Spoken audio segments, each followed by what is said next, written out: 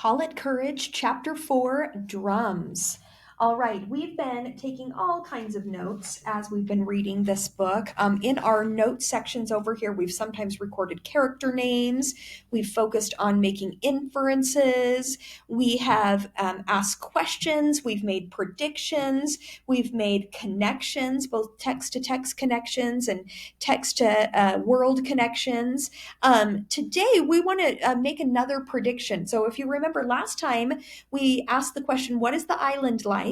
And then we went ahead and made a prediction about what the island would be like or what things Mafatu would encounter there. We're going to go ahead and make another prediction today. So, we're going to flip our papers over to the other side, and we're now in row 6. We're going to record this for chapter 4. So, right here in this column, we're going to label this chapter 4. And remember, you can also put page numbers here. Sometimes you're not going to want to do a summary for an entire chapter. Maybe you're just going to want to do it for part of it, like break it up into halves or something like that. So you can record page numbers over here too. But we're going to go ahead and write chapter 4. Whoops, I just lost my paper.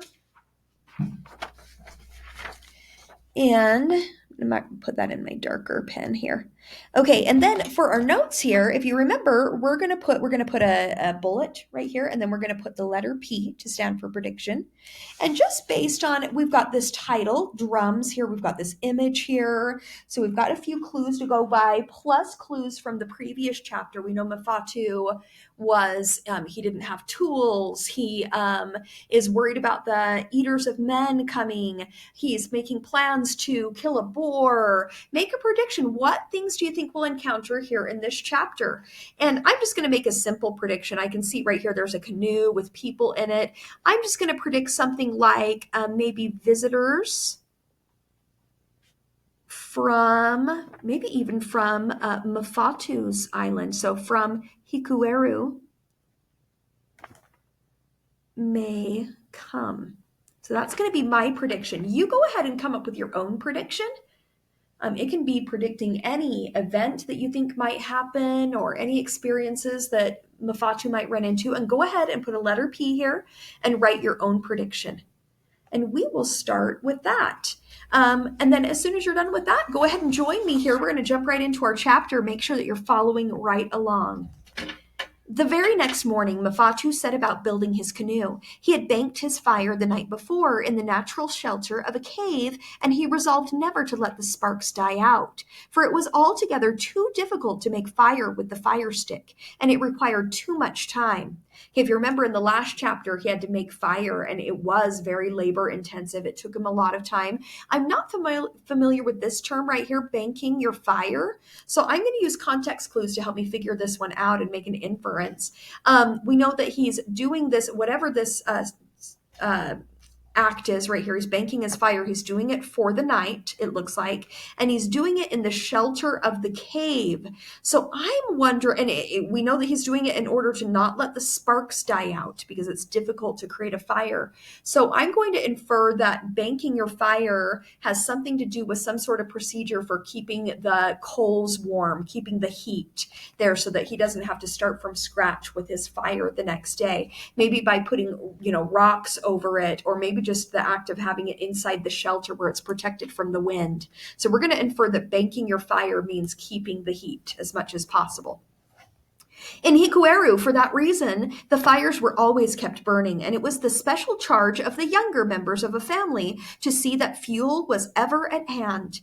Woe unto the small boy who let the family fires go out. While his breakfast roasted in the coals, the boy cleared the brush away from the base of the great tamanu.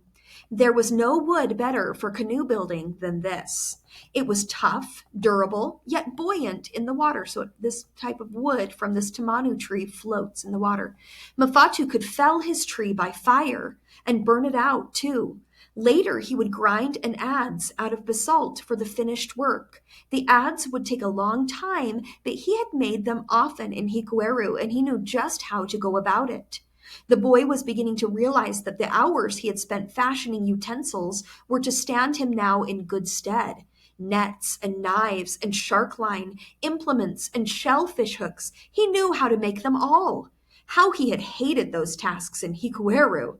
He was quick and clever with his hands, and now he was grateful for the skill which was his.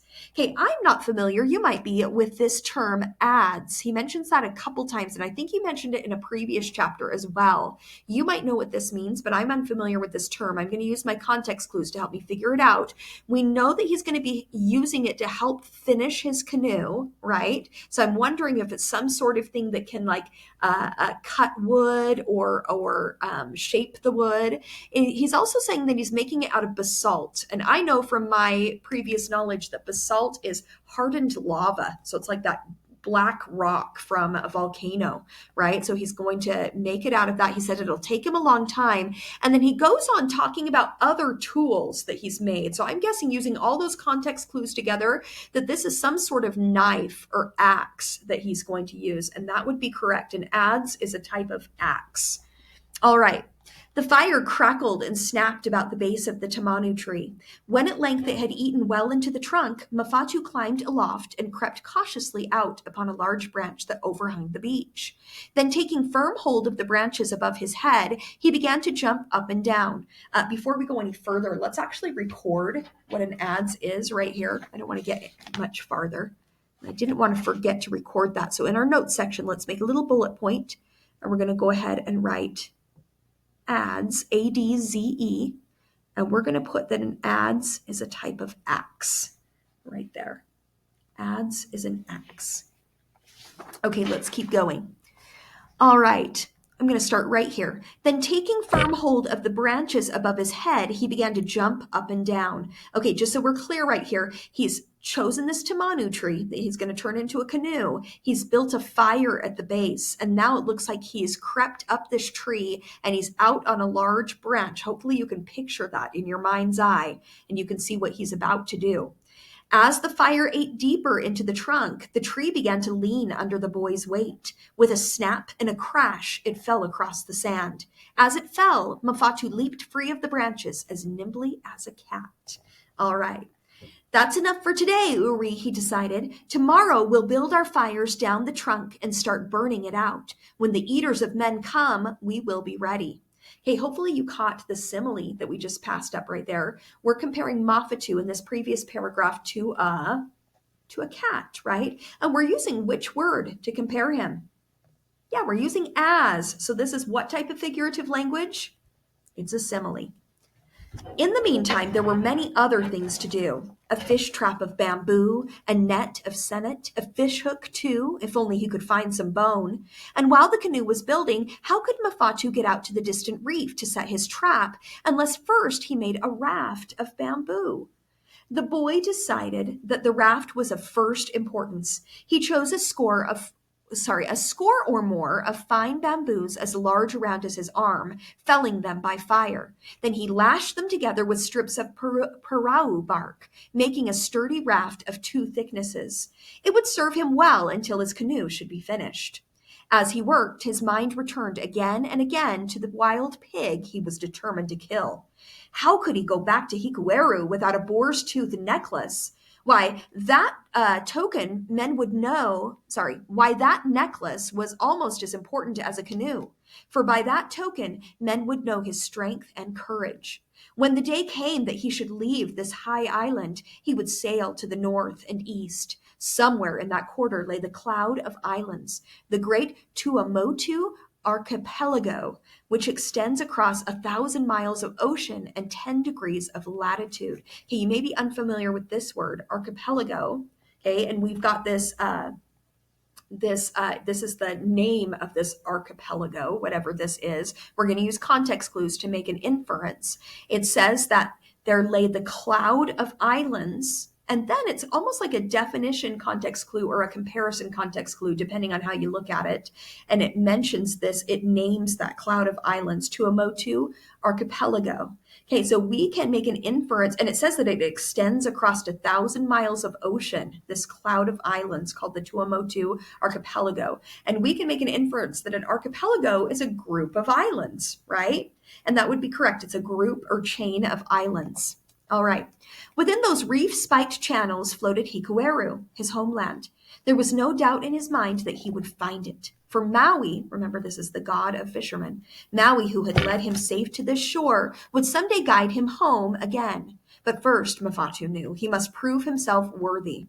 Men should never again call him Mafatu, the boy who was afraid. And Tavananui should say with pride, "Here is my son, come home from the sea." Kiwi, the albatross, came and went on his mysterious errands, emerging out of blue space, vanishing into it again. At sundown, regularly, the white bird came wheeling and circling to alight clumsily on the beach almost at Mafatu's side, while Uri pranced about and greeted his friend after his own fashion. As for Uri, he was having the time of his life, for there were countless seabirds nesting along the shore to be chased and put to rout, and wild goats and pigs in the mountains to make life exciting enough for any dog. Mafatu had discovered a mulberry tree. He stripped off the bark and removed the inner white lining. Then he wet the fiber and lay it upon a flat stone and set about beating it with a stick of wood.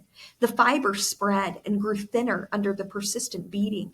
The boy added another strip, wet it, and beat it into the first one, then another and another. Soon he had a yard of cloth to serve as a pareu. It was soft and white, and now at last he was clothed. So that's a pretty cool skill that he used that fiber from the tree and he's created clothing now. Before I go home, I will make a dye of ava and paint a fine design on my pareu. Okay, and I'm not familiar with this term, ava. I'm going to use context clues, though. I know that often plants or flowers are used for dyes, so I'm going to guess that this is a type of plant. The boy promised himself, "I must not go back ill-clothed and empty-handed. Men must know that I have conquered the sea and made the land serve me as well." The days passed in a multitude of tasks that kept Mafatu busy from dawn till dark. His lean-to grew into a three-sided house with bamboo walls and a thatch of palm leaves. The fourth wall was open to the breezes of the lagoon. It was a trim little house, and he was proud of it. A roll of woven mats lay on the floor. There was a shelf in the wall with 3 bowls cut from coconut shells. Bone fishhooks dangled from a peg. There was a coil of tough sennet, many feet long, an extra pareu of tapa waterproofed with gum of the artu tree, for wet weather. All day long the wind played through the openings in the bamboo walls, and at night lizards scurried through the thatch with soft rustlings. One morning, wandering far down the beach, Mafatu came upon a sheltered cove. His heart gave a leap of joy, for there, white gleaming in the sun, was all that remained of the skeleton of a whale. It might not have meant very much to you or to me, but to Mafatu it meant knives and fishhooks galore, splintered bone for darts and spears, a shoulder blade for an axe. It was a veritable treasure trove. The boy leaped up and down in his excitement. "Uri!" he shouted. "We're rich! Come, help me drag these bones home!" His hands seemed all thumbs in his eagerness. So there's an idiom right here, right? His hands seemed all thumbs. We know that this is an expression that doesn't literally mean that it's all thumbs. It seems that way, but he's kind of clumsy because he's so excited. He tied as many bones as he could manage into 2 bundles. One bundle he shouldered himself, the other Uri dragged behind him, and thus they returned to the campsite weary but filled with elation. Even the dog seemed to have some understanding of what this discovery meant, or if not, he was at least infected with his master's high spirits. He leaped about like a sportive puppy, yapping until he was hoarse. Now began the long process of grinding the knife and the axe. Hour after long hour, squatting before a slab of basalt, Mafatu worked and worked until his hands were raw and blistered, and the sweat ran down into his eyes. The knife emerged first, since that was the most important. Its blade was 10 inches long, its handle a knob of joint. It was sharp enough to cut the fronds of coconut trees, to slice off the end of a green nut. Aye, but it was a splendid knife. All Mafatu's skill went into it. It would be a fine weapon as well, the boy thought grimly, as he ground it down to a sharp point. Some sea robber had been breaking into his bamboo trap, and he was going to find out who the culprit was. Probably that old hammerhead shark who was always cruising around, just as if he owned the lagoon. Fishing with a line took too long when you were working against time. Mafatu could not afford to have his trap robbed. Twice it had been broken into, the stout bamboos crushed and the contents eaten. It was the work either of a shark or of an octopus. That was certain. No other fish was strong enough to snap the tough bamboo. Mafatu's mouth was set in a grim line as he worked away on his knife. That old hammerhead, undoubtedly he was the thief. Mafatu had come to recognize him, for every day when the boy went out with his trap, that shark, larger than all the others, was circling around, wary and watchful. The other sharks seemed to treat the hammerhead with deference. Hunger alone drove Mafatu out to the reef to set his trap. He knew that if he was to maintain strength to accomplish all that lay ahead, he must have fish to add to his diet of fruit. But often as he set his trap far out by the barrier reef, the hammerhead would approach, roll over slightly in passing, and the cold gleam of its eye filled Mafatu with dread and anger. "Wait, you," the boy threatened darkly, shaking his fist at the ma'au. Okay, we've got a term right here, and we definitely have context clues. He's calling the shark this. So we can infer that this is the name for a shark. Ma'o. "Wait until I have my knife. You will not be so brave then, Ma'o. You will run away when you see it flash." But the morning that the knife was finished, Mafatu did not feel so brave as he would have liked. He hoped he would never see the hammerhead again. Paddling out to the distant reef, he glanced down from time to time at the long-bladed knife where it hung about his neck by a cord of sennet. It wasn't, after all, such a formidable weapon. It was only a knife made by a boy from a whale's rib. Okay, let's go ahead and record that inference before we go any farther. We're going to go ahead and write ma'o. Whoops, I wanted to use my pencil pen. Let me switch here. And it's M-A''O, and that means a shark. So ma'o, then I have a colon and shark. Okay, let's keep going. Uri sat on the edge of the raft, sniffing at the wind. Mafatu always took his dog along, for Uri howled unmercifully if he were left behind. And Mafatu had come to rely upon the companionship of the little yellow dog. The boy talked with the animal as if he were another person, consulting with him, arguing, playing when there was time for play. They were very close, these two. This morning, as they approached the spot where the fish trap was anchored, Mafatu saw the polished dorsal of the hated hammerhead circling slowly in the water. It was like a triangle of black basalt, making a little furrow in the water as it passed. "Ai, Mao!" the boy shouted roughly, trying to bolster up his courage. "I have my knife today, see? Coward who robs traps, catch your own fish." The hammerhead approached the raft in leisurely fashion. It rolled over slightly, and its gaping jaws seemed to curve in a yawning grin. Uri ran to the edge of the raft, barking furiously. The hair on the dog's neck stood up in a bristling ridge. The shark, unconcerned, moved away. Then with a whip of its powerful tail, it rushed at the bamboo fish trap and seized it in its jaws. Mafatu was struck dumb. Remember, dumb has two different definitions. It doesn't always mean stupid, and it also means silent. He can't even speak. He's so shocked. The hammerhead shook the trap as a terrier might shake a rat. The boy watched, fascinated, unable to make a move. He saw the muscles work in the fish's neck as the great tail thrashed the water to fury. The trap splintered into bits, while the fish within escaped, only to vanish into the shark's mouth. Mafatu was filled with impotent rage. The hours he had spent making that trap, but all he could do was shout threats at his enemy. Okay, if you don't know what rage means, look at some context clues here. He's obviously upset because he had spent hours making that trap. He's shouting at his enemy. He definitely feels what? What's a synonym for rage? Yeah, anger or mad. Uri was running from one side of the raft to the other, furious with excitement. Another good synonym for rage or anger. A large wave sheeted across the reef. At that second, the dog's shift in weight tipped the raft at a perilous angle. With a helpless yelp, Uri slid off into the water. Mafatu sprang to catch him, but he was too late. Instantly, the hammerhead whipped about. The waves slewed the raft away. Uri, swimming frantically, tried to. We've got this beautiful print right here. Check this out. Okay, we've got the shark, we've got Mafatu. Interestingly, I noticed this is not a hammerhead shark right here. Those of you who know that hammerheads have a very different shaped head. So interesting. I wonder if that was a choice by the author, who's also the illustrator, or what happened there. I'm not sure. All right, in that last word it said, Uri, swimming frantically, tried to regain it. There was desperation in the brown eyes, the puzzled eyes so faithful and true.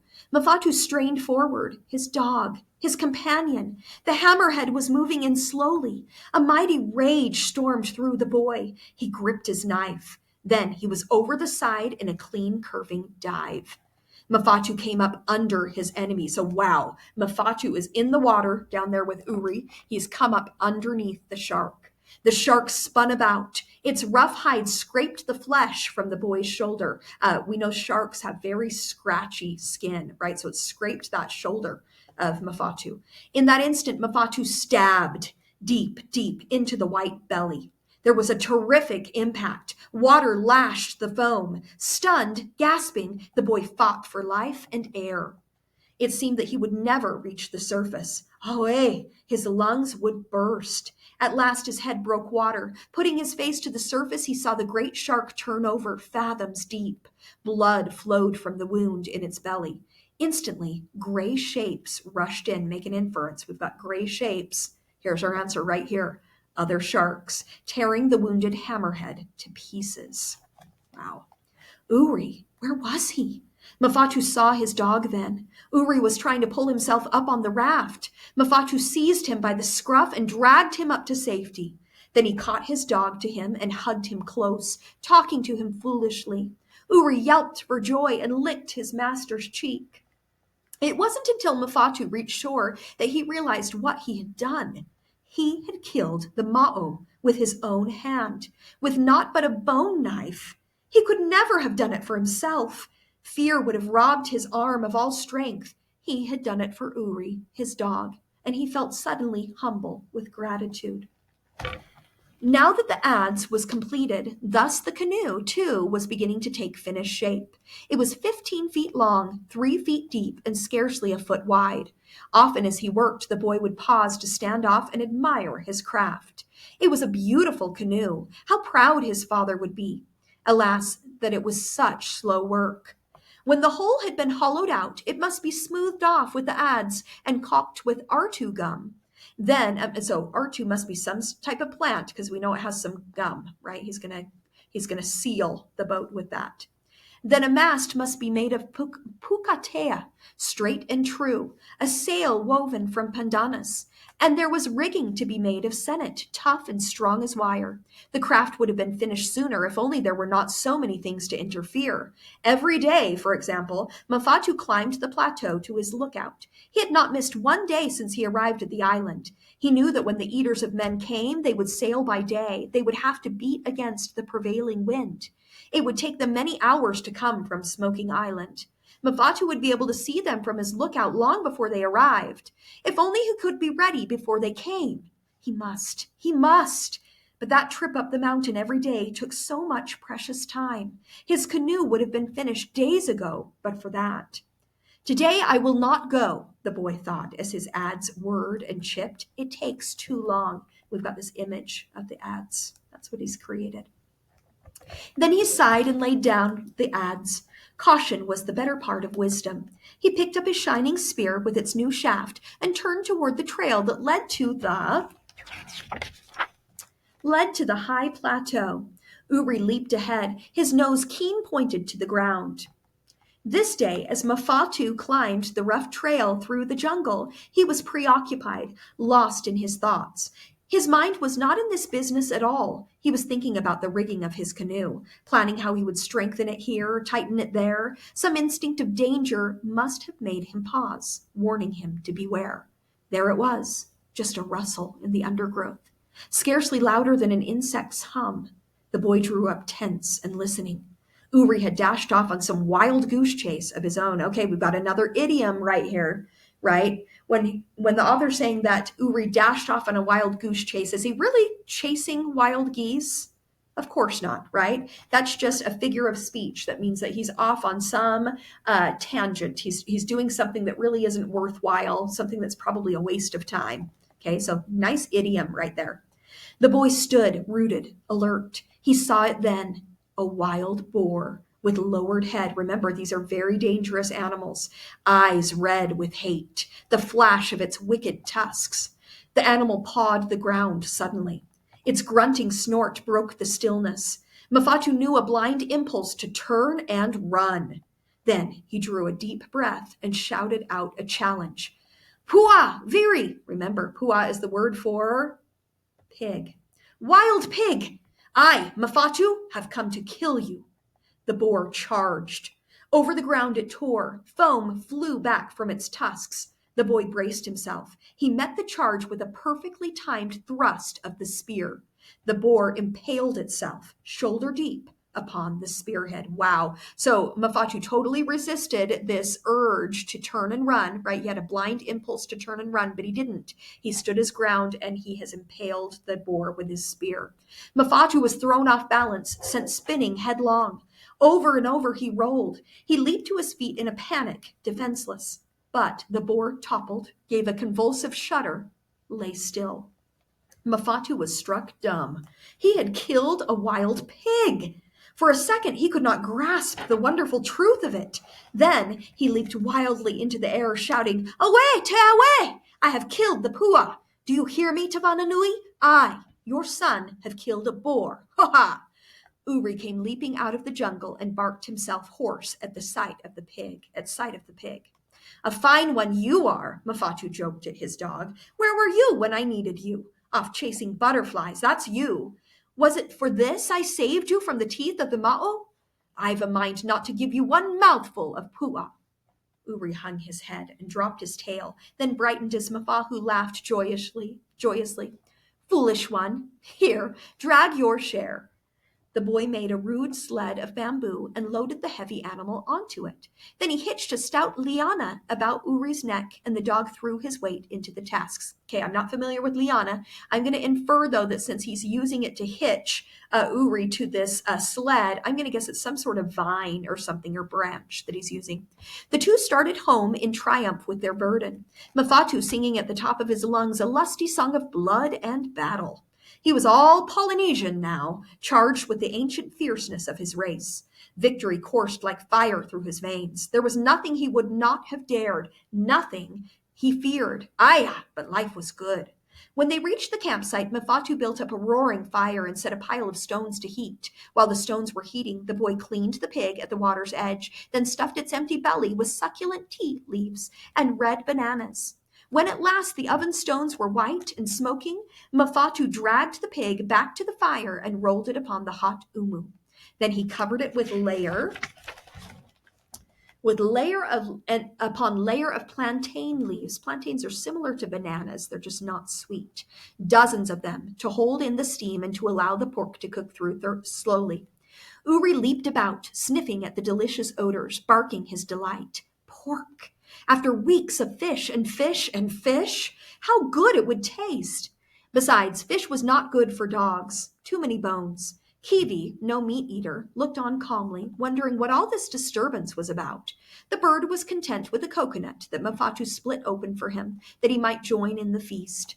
Mafatu's mouth fairly watered in anticipation, but even as he settled back to await the feast, his hands were busy.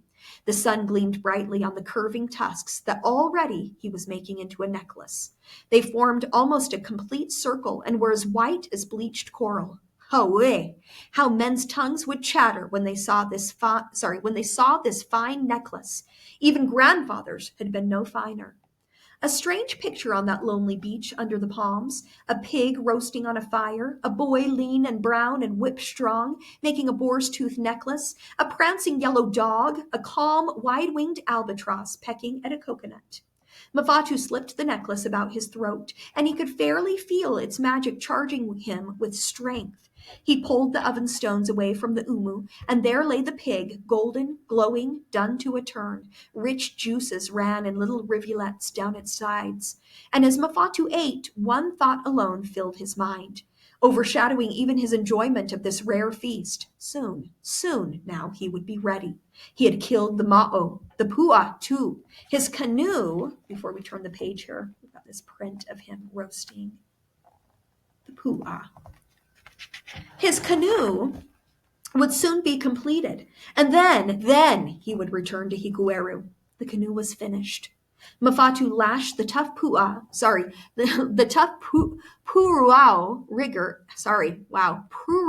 outrigger into place with hands that trembled. The woven sail was complete and ready, the rigging strong as wire. There it was, all over. The boy could hardly wait to get his craft into water. Okay, so we have this break in the paragraph, and then suddenly the canoe is finished. So make an inference. Has time passed here? Yes, indeed. This is probably the next day or maybe the next.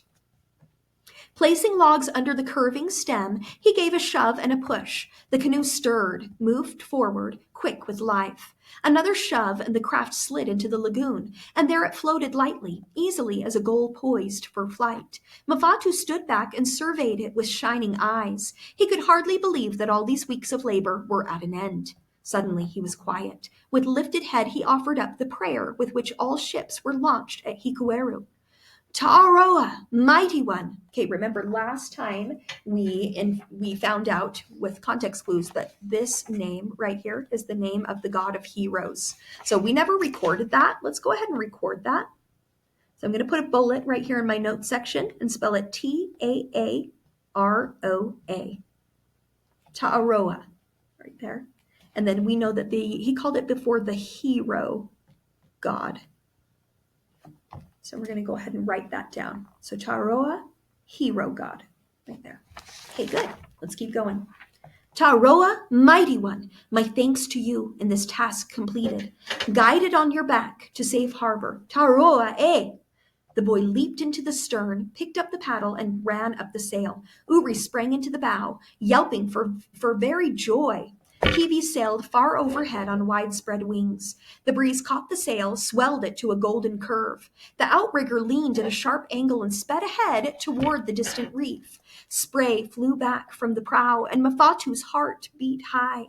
He let out the sheet, wrapped the sennit rope around his foot, and gripped the steering paddle with both hands. He was filled with pride in his canoe. Never had he been as happy as in this moment. Out toward the black reef, closer and closer, the canoe skimmed on a wide arc of speed. It was late afternoon, and the sun was setting in a blaze of glory. But the boy was reluctant to turn back. He knew that he should have climbed to the lookout that morning. This was the first day he had neglected that duty. But the temptation to complete his canoe had been too great. Tomorrow at daybreak he would climb the plateau for the last time, and then Hikueru.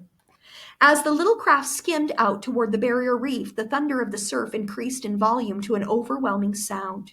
Waves born far south in the Antarctic ice fields, the home of all waves, broke their backs upon this coral rampart. Gathering far out, they charged the reef, seahorses with flinging manes of foam. The surf shot skyward, and above its mist, seagulls swooped and darted. The reef thunder no longer filled Mafatu with unease. He had lived too close to it these past weeks. Out here, half a mile from shore, detached from all security of the land, he had come to believe that at last he had established a truce with Moana, the sea god, his skill against the ocean's might.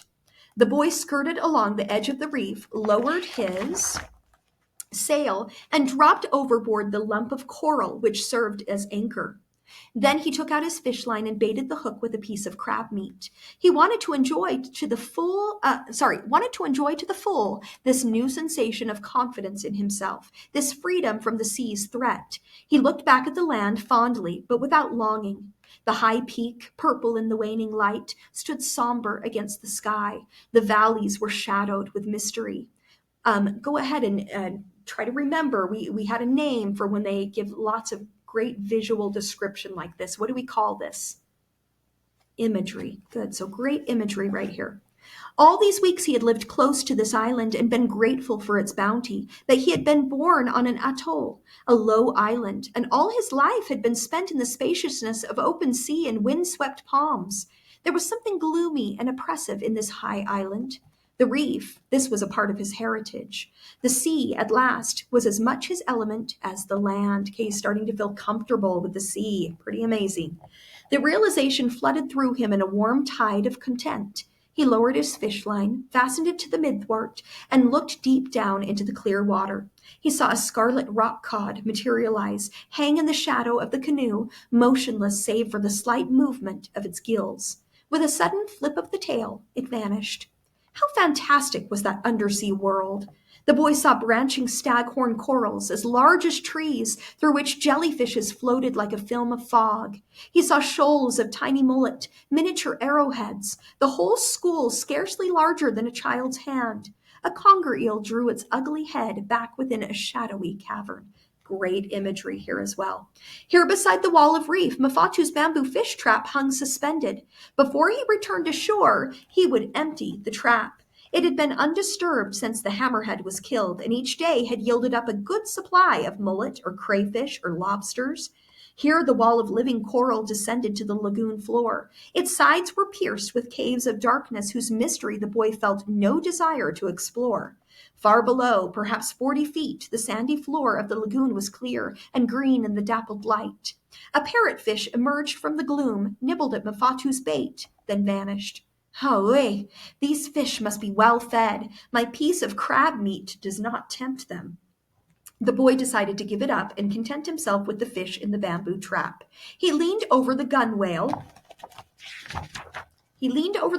and pulled it up out of water. So I'm unclear with this term right here. You might be familiar with it, but we're going to use an inference. He's leaning over and looking over the edge of the boat. So I'm going to guess that's the top edge of the boat. It's called a gunwale. And that would be correct. Through the openings in the cage, he could see 3 lobsters, blue, green, and fat. What luck! But as he dragged the heavy, wet trap over the gunwale, the fiber cord that fastened his knife about his neck caught on an end of bamboo. The trap slipped. The cord snapped. The knife fell into the water. With dismay, the boy watched it descend. It spiraled rapidly, catching the sunlight as it dropped down to the sandy bottom. And there it lay, just under the edge of a branching staghorn. Mafatu eyed it uncertainly. His knife, the knife he had labored so hard to shape, he knew what he ought to do. He should dive and retrieve it. To make another knife so fine would take days. Without it, he was seriously handicapped. He must get his knife. But... Okay, we're going to stop right there, and we're going to go ahead and summarize just the first part of our chapter here. So we can go ahead and add that this is chapter 4 up until page 74. So right over here in this column, I've gone ahead and I've written right here that it's to page 74. And then let's go ahead and summarize this. We're going to start by writing after discovering a whale carcass and making tools from the bones, Mafatu kills a shark to save Uri, spears a wild boar, and then loses his knife. His canoe is complete.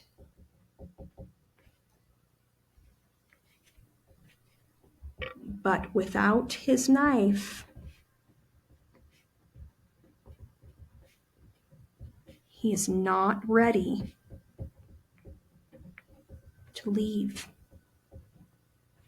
Okay, I'll keep that up on the screen here, and I'm going to read through that one more time. After discovering a whale carcass and making tools from the bones, Mafatu kills a shark to save Uri, spears a wild boar, and then loses his knife. His canoe is complete, but without his knife, he's not ready to leave.